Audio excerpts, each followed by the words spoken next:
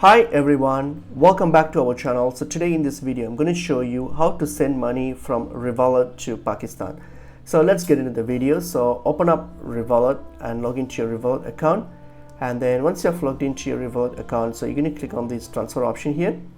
So when you get to this transfer tab here, so what you're going to do on your top right here, click on the new option.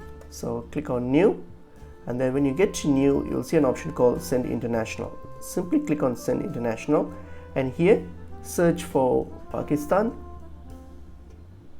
Alright, so search for Pakistan and select Pakistan.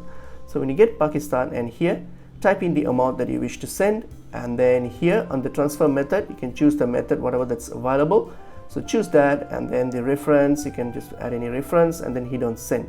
When you hit on send, and then it's going to ask you the details. If you're using a bank account, the details of your bank account, and then once you provide that and hit on send again, and that's it, the transaction will be completed. So that's how you're going to send from Revolut to Pakistan. So hope this video was helpful. I will see you in another video. Thank you.